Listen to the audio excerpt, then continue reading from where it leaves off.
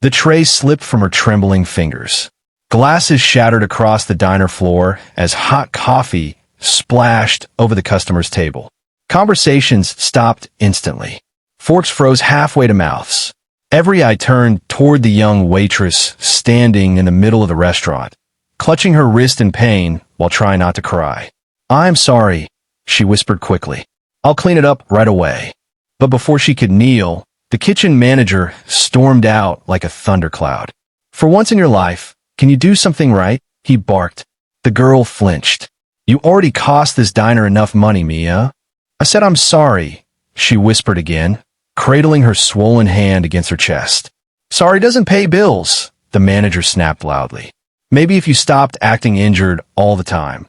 "She's bleeding." The deep voice came from booth 7. Everyone turned toward the older man, sitting alone with a black coffee and untouched fries. He wore a faded brown jacket and an old baseball cap pulled low over his face. To everyone else, he looked like an ordinary customer passing through town. But he wasn't ordinary. He was Nathan Hale, the secret owner of the diner chain. And the moment he saw blood dripping from Mia's hand onto the tiled floor, something inside him shifted. The manager forced an awkward laugh. "It's just a small cut, sir." "She's dramatic." Nathan's eyes narrowed. "That doesn't look dramatic to me." Mia quickly grabbed napkins to hide the blood. "Please," she said softly. "I'm okay." "Really?" But she wasn't.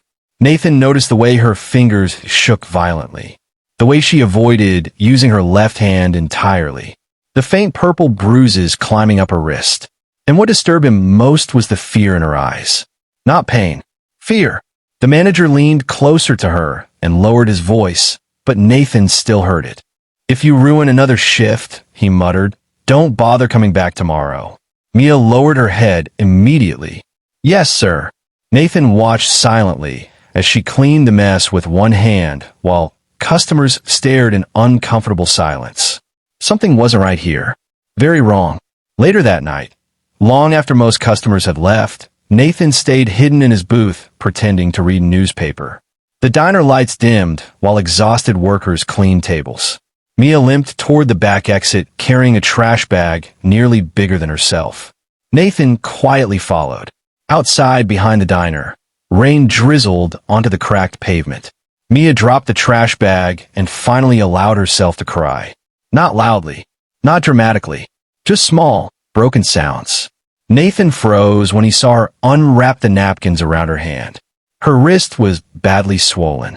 Dark bruises stretched halfway up her arm, and 2 fingers looked bent unnaturally. "My God," Nathan whispered under his breath. Mia jumped in fear. "I'm sorry. I thought everyone left. You need a hospital." "I can't. That hand looks broken." "I said I can't," she snapped suddenly, panic rising in her voice. Nathan softened his tone. "Why?" Mia looked away toward the streetlights.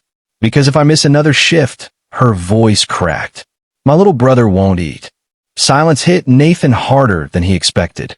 Rain tapped softly against the metal dumpster beside them. "How old are you?" he asked gently. 22.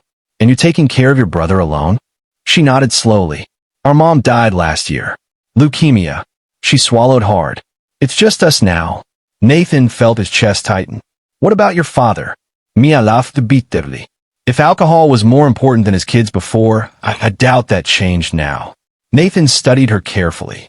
Despite the pain twisting across her face, she still tried to stand straight, still tried to smile politely. Even now, "How did this happen?" he asked, looking at her hand. Mia hesitated, then quickly covered the injury again. "It doesn't matter. It matters if someone hurt you." "No one hurt me." "You're lying." Her eyes suddenly filled with tears again. Before she could answer, the back door slammed open. The manager stepped outside, holding a cigarette. "There you are," he growled. "I'm not paying you to stand around flirting with customers." Mia instantly backed away in fear. Nathan slowly stood to his feet. The manager looked irritated. "Sir, we're closed." Nathan stared directly at him. "How long has she been working with a broken hand?" The manager scoffed. "She's exaggerating. She can barely move her fingers." "That's not my problem." Nathan's jaw tightened. The manager lit his cigarette casually. "Look, some people are built for hard work. Some aren't." Mia kept staring at the ground. Nathan noticed tears rolling silently down her cheeks. And in that exact moment, he decided he wasn't leaving this diner until he uncovered the truth. The next morning, Nathan returned before sunrise. This time, he sat near the kitchen where employees couldn't easily notice him listening. The diner slowly filled with the smell of bacon, burnt toast, and exhausted workers trying to survive another shift. Mia arrived late. The moment she walked in, the manager exploded. "You're 12 minutes late." "The bus broke down," she said breathlessly. "I ran the rest of the way. Not my problem. I still came." "You should have come faster." Mia rushed toward the kitchen to start her shift, but Nathan noticed her secretly wincing every few seconds as she carried heavy trays with her injured hand. One of the cooks quietly whispered to another worker, "She should be home recovering." "Shoo," the other warned nervously. "He'll hear you." Nathan's eyes shifted toward the manager. The man ruled the diner through fear. Every worker looked exhausted, terrified, silent, and Mia looked the worst of all. Hours later, the lunch rush slammed into the diner like a storm. Orders piled up. Customers complained loudly. Plates crashed. Through all of it, Mia kept moving despite the pain written across her face. Then disaster struck. A tray slipped again. This time, a bowl of boiling soup splashed across her already injured hand. Mia screamed. The sound silenced the entire diner. She collapsed against the counter, clutching her wrist while tears streamed down her face. But the manager didn't rush to help her. Instead, he shouted, "Get up. Do you know how much that costs?" Nathan stood instantly. "That's enough." The manager turned angrily. "Sir, stay out of employee matters." Nathan walked forward slowly, calmly, but his eyes burned with fury. "She needs medical attention now. She needs to stop being careless." Mia tried to stand again despite shaking violently. "I'm okay," she whispered through tears. "Please don't fire me." Nathan looked stunned. Even now, she was more afraid of losing her job than losing her hand. The manager grabbed Mia harshly by the arm. "Back to work." She cried out in pain. That was the moment Nathan saw it clearly. The bruises on her wrist matched fingerprints. Someone had been grabbing her violently. Nathan's voice dropped dangerously low. "Take your hand off her." The manager laughed mockingly. "Or what?" Nathan slowly reached into his pocket and pulled out a silver business card. The moment the manager read the name, all color drained from his face. Nathan Hale, owner. The diner suddenly went silent. A waitress near the register gasped loudly. "Mia stared in confusion." "Why you own this place?" Nathan never took his eyes off the manager. "Yes," he answered coldly. "Every single location." The manager stepped backward nervously. "Sir, I can explain." "Good," Nathan interrupted. "Because you're going to explain why an injured employee was denied medical treatment." "No, sir. She said she was fine." "And you're also going to explain why multiple employees looked terrified of you." Sweat formed on the manager's forehead. Nathan turned toward the frightened workers. "Anyone who wants to speak," he said firmly, "speaks now. No one here will lose their job."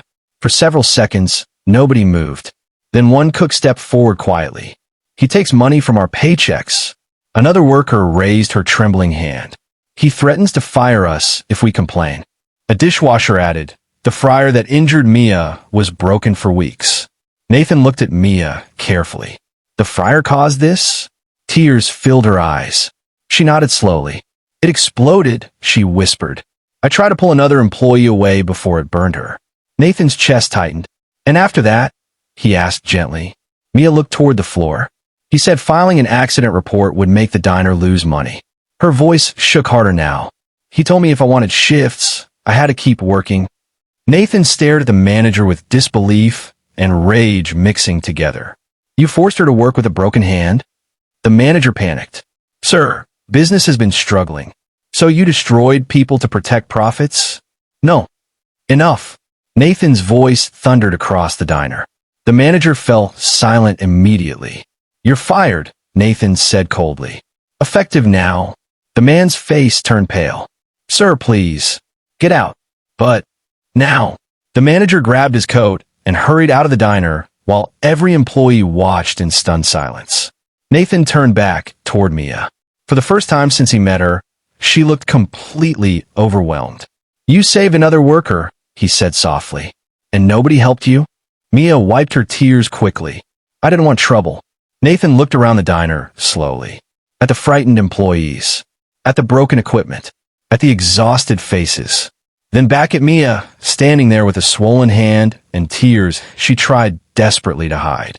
And suddenly, Nathan felt ashamed. Ashamed that this had happened inside a business carrying his name. "I failed all of you," he admitted quietly. Nobody spoke. Nathan stepped closer to Mia.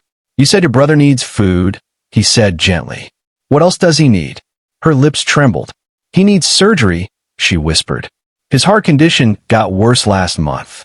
Nathan closed his eyes briefly. Then he made a decision. "Your brother's surgery will be paid for." Mia stared at him in shock.